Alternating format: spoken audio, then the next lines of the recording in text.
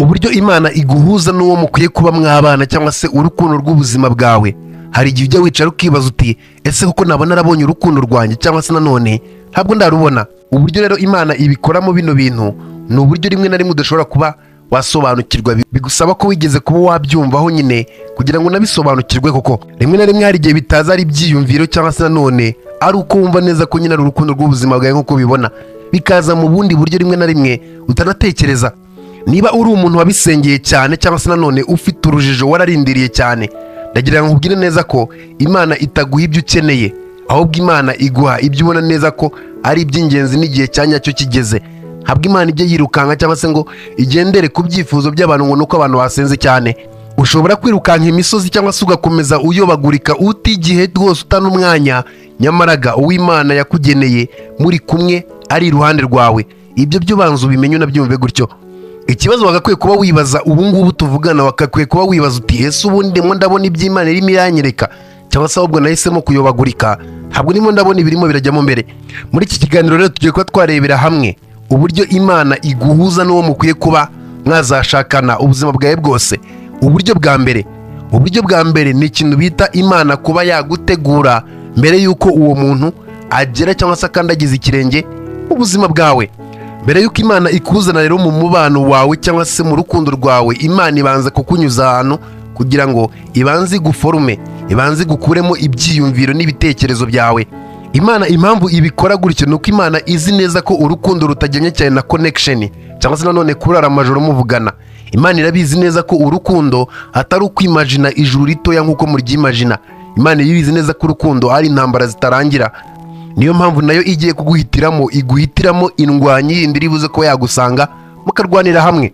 Imana igiye kuguha uwo muzabana ni wa wundi uzakuguma iruhande, wa wundi muzarwana na za ntambara rimwe na rimwe abandi zabananiye, wa wundi uzagufasha kubaka rimwe na rimwe ibyo utatekerezaga ko wakubaka, ni wa wundi uzagusunikiriza. Imana rero ijya kuguha uwo muzashakana bigendaniye nanone n'imipango gufitiye mu buzima bwawe. Ntabwo Imana yaguha umuntu ariko ikabona neza ko uwo muntu atazuzuza imigambi y'Imana kuri wowe.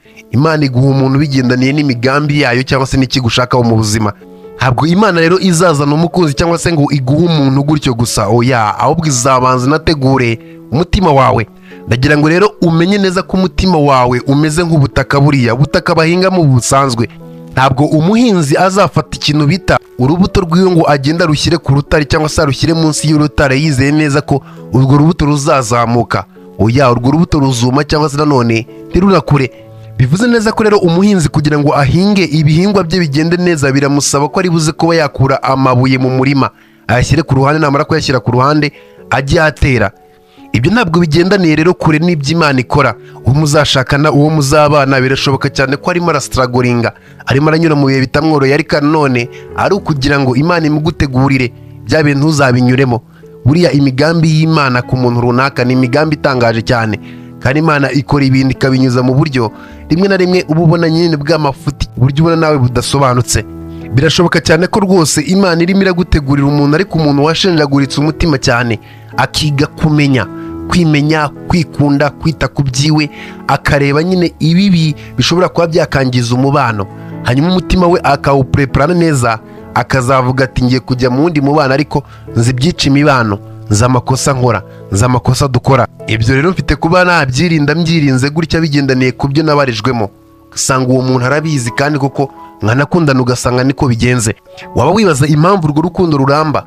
Nuko buriya urukundo ruragoye cyane ko ruzigiye ruramba mu butaka butigeze butunganywa, kubera ko urwo rukundo rurapfa. Urubuto rwose uteye ahantu habi, tutitaye ku buryo urwo rubuto ari urubuto rwiza, iyo rutewe ahantu habi urwo rubuto rurangira rwumye.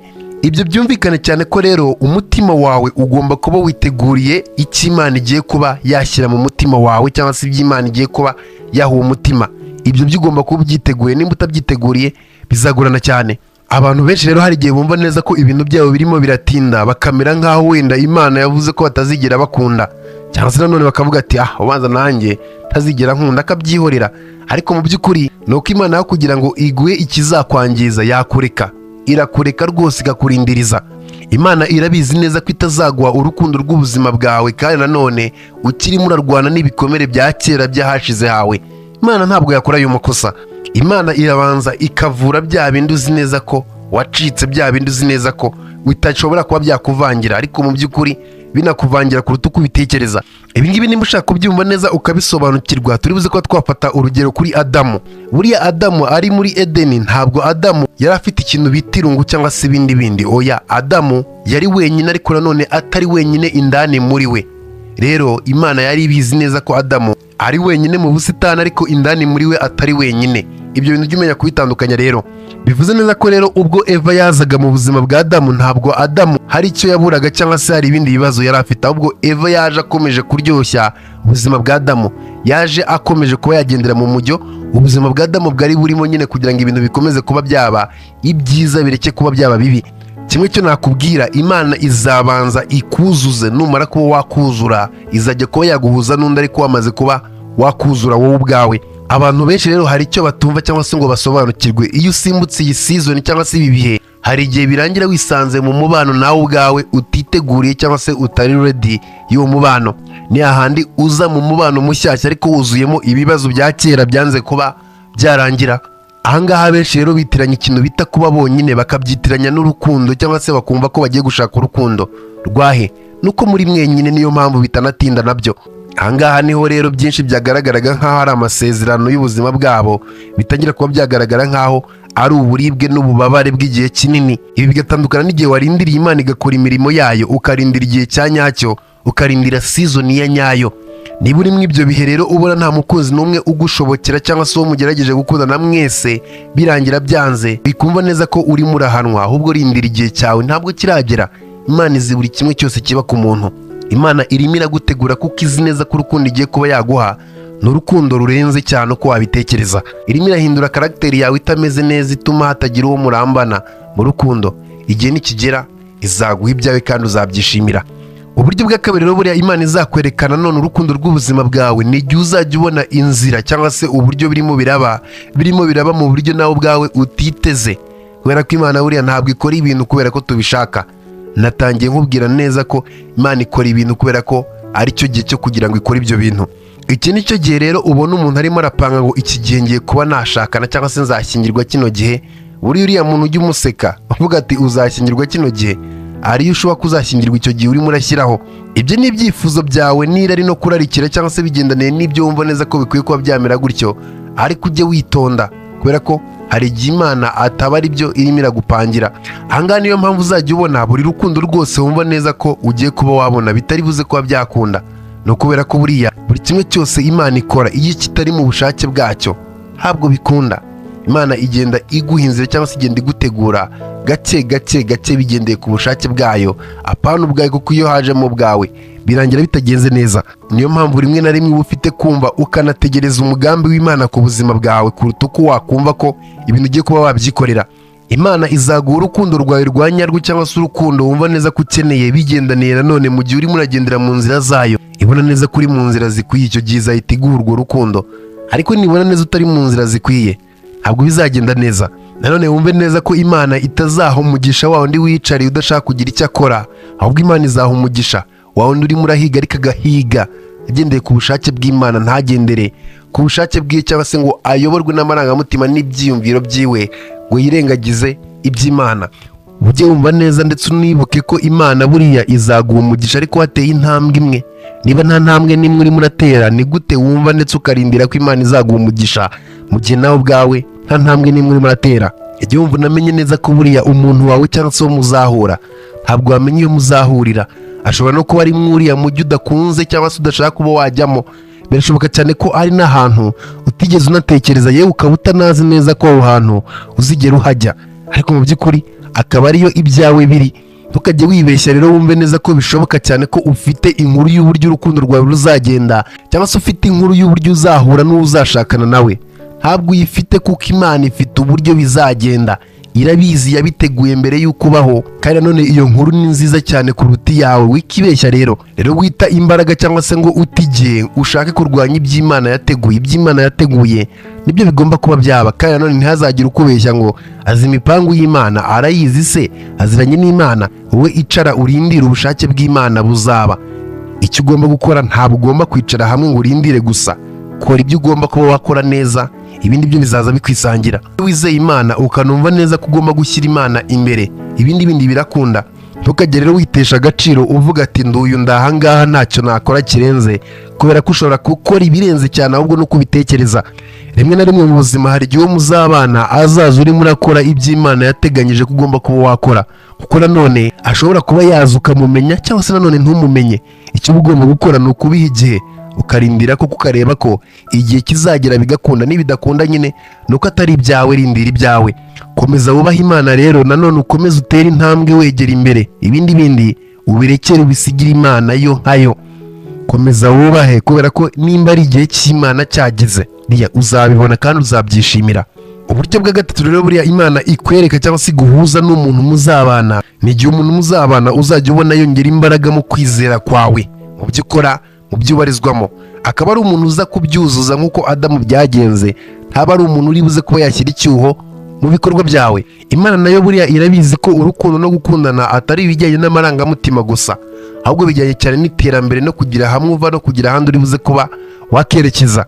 Uwo muzakundana cyangwa se nanone uzaza ari uwawe Imana ishaka kuba yaguteganyiriza, ntabwo azaza gushyira kure cyane y'Imana, oya, ahubwo icyo azaza akora, azaza yuzuza ubushake bw'Imana mu buzima bwawe. Niba usenga azakwenkuraje gusenga, ubone neza ko buri kimwe cyose murimo muragihuza ku buryo bwa nyabwo butarimo uburyarya ubwo ari bwo bwose. Ntukajye rero ukontororwa n'irari ryawe, wumve neza ko iryo rari ryo rigomba kuba ryagenda nanone aho ugomba kuba wabarizwa. Icyo gihe byinshi bizapfa. Icy'ingenzi uba ufite kuba wakora, ugomba no kuba warebaho ese biri mu bushake bw'Imana. Wabona biri mu bushake bw'Imana ukagendera nawe mu bushake bw'Imana. Niba ari ubushake bw'Imana ntabwo umubano wanyu uzaba ugaragara neza, ahubwo uzaba ubona neza ko ari ibisubizo by'amasengesho yawe. Ahangaha rero niho abantu benshi bakunda kuba batakarira, kubera ko buriya uzitegereze iyo abantu bagiye gushaka abo bazabana, bashaka abantu bagendanye cyane n'ibyo bakunda na preference zabo, ariko mu by'ukuri bakirengagiza neza ko preference bitandukanye no kuba ibintu ari byiza. Nshobora kuba nkunda ibintu nawe ubikunda, ariko kuba tubikunda bitavuze neza ko ari byiza. Ndagira ngo nkubwire neza ko nimba ushaka uwo muzashakana, ntabwo ukeneye umuntu muzajya musekana, oya. Gusekana gusa nabyo ubwabyo nibiba guseka, hari igihe bitazigera bibyara umusaruro, nyine guseka kukaba guseka gusa nta kindi. Icyo uba ukeneye umuntu uri buze kuba wavuga ubuzima bwawe mu muhamagaro wawe. Ukeneye wa wundi uzajya ugenda ku ruhande rwawe mu gihe wumva neza ko kwizera kwawe gutangiye kuba kwagira intege nkeya. Niba umubano ugiye kuba wabarizwamo cyangwa se ugiye kuba wakorana nawe ari buze kuba yatuma kuri buze kuba wajya kure y'Imana, cyangwa se nanone ngo wiyakane Imana, bitaba ari ibyo ngibyo bikaba ngombwa kutuka Imana yawe, icyo gihe ugomba kugenda gake ugatekereza inshuro zirenze izo watekerezaga. Niba ari wa wundi bizagusaba ko uzajya ureka ibyaha bigakomeza kuba byababarizwa mu buzima bwawe kugira ngo ukomeze ubane nawe, nanone ugomba kwitonda. Ibyo ngibyo akenshi cyane usanga ari ibigutesha umurongo, bitandukanye cyane no kuba ari iby'Imana yashyizeho ko mugomba kuba mwabikurikiza. Nujya gukorana n'umuntu ukabona neza ko ufite ikintu bita urujijo, cyangwa se ukabona ko birimo biragukururira mu rujijo bigendaniye n'imyumvire n'imitekerereze y'umuntu, ukabona ko hari ibyo wumva neza ko udasobanukiwe, ujye witonda, kubera ko ibintu biri mu Imana ntabwo ibyo ngibyo uzigera ubigira, kubera ko ikimenyetso kikwemeza uba waramaze kuba wakibona, nta nubwo uba ufite ubwoba. Uzaba uri mu mubano w'umuntu Imana yaguteguriye, uzumva uri mu mahoro, wumve neza ko ibyo wari ukeneye ku isi byose bikuri iruhande. Bivuze neza ko uwo muntu uzajya umubonamo byinshi cyane, yewe umubonemo amahoro yawe, ubone neza ko nyine buri kimwe cyose ukeneye kiri iruhande rwawe. Rero numubona uzamumenya. Nimba rero ubona neza ko umubano wawe utangiye kuba watuma nawe ubwawe ukekeranya ku myizere, cyangwa se umubano wawe uri buze kuba wagushyiraho ikintu bita igitutu, icyo gihe ujye umenye neza ko uwo mubano birashoboka cyane ko wibeshya ko ari umubano ukwiye, ariko ubundi utarigeze uba umubano ukwiye nk'uko ubyumva. Be careful, ufite kuba wakitonda cyane. Bivuze neza ko rero uwawe uwo mukwiye kuba mwabana ntabwo ari uzatuma nanone ukekeranya ku mubano wawe n'Imana, ahubwo azaza atuma umubano wawe n'Imana wiyongera, ukomeza kuba waryoha, ukomeza kuba waba umubano urutyaye cyane kuruta uko wigeze utyara. Impamvu nkubwiye ibi ngibi ni uko Imana iyo igushyize hafi uwo mukwiye kuba mwabana, cyangwa se urukundo rw'ubuzima bwawe, ntabwo uzumva ukunzwe gusa, ahubwo uzatangira no gukunda Imana yaguhaye uwo muntu. aho ubundi bwo naza ukabona ahubwo utangiye kuba wakanga Imana, cyangwa se akaza akabona neza ko kuba yaje mu buzima bwawe bigiye kuba byaba ibibazo, ufite kugendamo gake. Yego ntabwo bizoroha, cyangwa se ubone neza ko byose birimo biragendera mu bushake bwanyu, ariko kutoroha ntabwo bizakuraho ko mwumvikana. Rero nta mpamvu n'imwe yo gukomeza kwizirika mu mubano w'amafuti w'igihe gitoya mu gihe Imana yo irimo iragutegurira umubano w'igihe kirekire kandi umubano uzahindura ubuzima bwawe. Bivuze neza ko umuntu Imana izakoherereza ntabwo azaba aje guhangana no kwizera kwawe, ahubwo azaba aje gukomplimentinga kwizera kwawe, aje kuzuza kwizera kwawe. Nimba ubona rero abantu benshi batujuje ibyo ngibyo, it's okay, rindira kuko iby'Imana iguteguriye byo birenze ibyo ngibyo cyane. Uzabyiyumvira cyangwa se uzamwiyumva, uzumva neza ko nguwo ari we mu gihe yaje. Ikintu cya kane, uburyo bwa kane, nta kundi Imana izakwereka uwo mugomba kuba mwashakana bizanyura mu kintu bita kubona ibimenyetso binyuze nanone mu myiyumvire yawe no mu mikorere yawe. Ibi ngibi byumve neza. Niba uri umwizera cyangwa se nanone ukunda Imana, mufitanye ubucuti n'Imana kandi ubucuti bugaragara, icyo gihe uwo mwanya niwo Imana ikoresha kugira ngo nanone hagire ibindi binini kandi bigari biba. Izaguha ibimenyetso byinshi bitandukanye nanone byemeza ko uwo nguwo ari we mukwiye kuba mwabana. Ibyo bimenyetso niba ubishaka mubyandike muri comment, nabyo tuzabikoreho, nta kibazo, itsoke. Iyo Imana yaguteguriye ibyawe, ibyo urabibona kandi koko ukabona neza ko ibyo ngibyo ari byawe, wowe n'uwo nguwo mugomba kuba mwashakana, nta rujijo, nta confusion uzumva neza ko ufitanye n'uwo nguwo. Ati n'ukubera iki? N'ukubera ko nyine nanone iyo confusion itabigomba kuba yabihari. Hari ibibahuza binini cyane kandi bikomeye. Mwarabonye ibimenyetso bimemeza neza ko buri wese yaremewe undi. Ibyo bimenyetso rero iyo mubibonye mwembi muhuje kwizera, ntabwo mubiyobekana. Niba wibaza cyangwa se uhora utekereza ati ese koko uno muntu yaba ari we muntu wanjye, ujye wumvira ijwi ryawe ryo mu mutima, urebe imyizerere ye, urebe imitekerereze ye, wumve n'ibyo umutima wawe ukubwira, hanyuma nanone ufate umwanzuro, kuko nanone buriya ibi niyo bitari byiza ubu byiyumvamo, nuko rimwe na rimwe tubyirengagiza tukavuga ati aca wana ntabirenze. Ndabizi neza ko benshi cyane bakurikiranye kino kiganiro, birashoboka cyane ko ushobora kuba waracitse ikintu bita intege, wumva neza ko utameze neza, rimwe na rimwe kumva ko hari ibitarimo biragenda neza nk'uko wagakwiye kuba ubibona, ukabona neza ko bishoboka cyane ko imiryango yawe yamaze kuba yakifunga, ukabona ko nta opportunities ugifite. Ndagira ngo nkwibutse neza ko buriya haba hari ubushake bw'Imana muri buri kimwe. Ndagira ngo rero nkubwire neza ko ntabwo Imana yakwibagiwe cyangwa se yagutaye, ahubwo hari igihe Imana ibibona neza ko utarajya mu murongo ukwiye kuba wabarizwamo. Rero iyo ibona neza ko utarajya mu murongo ukwiye kuba wabarizwamo, ibitegereje ko uri buze kuba wabarizwa mu uwo murongo, cyangwa se nanone Imana ikabibona neza ko utaraba uwo kujya mu ibyo ngibyo, swati ntabwo uraba uwo gutera intambwe, nabyo bwabyo bikaba byaba impamvu bitagenda neza. Ndagira ngo nkwibutse neza ko nta muntu ujya wirukanka ku by'Imana yamuteguriye, aba ari ibyawe nyine iba yarabiguteguriye. Icyo ukora ni kimwe no kurindira. Nta nubwo ufite kuba wata indangagaciro zawe cyangwa se ngo utuwuriwe kugira ngo nanone ugendane n'ibyo abantu bashaka, kubera ko icyo gihe nanone ibyo bizakuzanira ni ibyo udashaka, kubera ko wigize uwo utari we. Bazagukundira uwo utari we kandi bizakubabaza. Biragusaba kwicara ugatekereza kandi ukarindira igihe cya nyacyo bigendaniye n'ubushake bw'Imana. Imana uwo yakurindirije cyangwa se w'Imana yaguteganyirije, muzahura nanone muri mu byo mukwiye kuba mwabarizwamo. Muzaryoherwa no kubarizwa mu bintu nyine mugomba kuba mwabarizwamo. Ni ibintu ugomba guha igihe kandi nanone ukanabyitondera cyane. Ntabwo ufite kuba wapanika cyangwa se ngo ubure kubarizwa mu byo ugomba kuba wabarizwamo ngo nuko ngo hari umuntu ukeneye. Oya, rindira igihe cyawe, amarangamutima yawe ukomeze urwane nayo, ukomeze kuba umuntu Imana yishimira. Ibindi uzabona neza ko bizahinduka. Uwo muzashakana cyangwa se urukundo rw'ubuzima rwawe ruzaza runyuze mu kintu bita ubushake bw'Imana, ntabwo ruzanyura mu bushake bwawe, ntabwo bishoboka. Ibyo nibiba rero ntabwo uzumva neza ko ari ukuri, ahubwo bizaba ari ukuri nyine. Azaba ari cyo gihe, ari nawo umwanya wo kugira ngo ubeho ubuzima bwawe nkawe nyine. Icyo ugomba kuba wamenya cyo, ntabwo Imana igiza mu buzima bwawe ije gutyo gusa cyangwa se izanywe n'ubusa. Ntabwo Imana yakora iryo kosa. Ije mu buzima bwawe iba ifite impamvu ije mu buzima bwawe.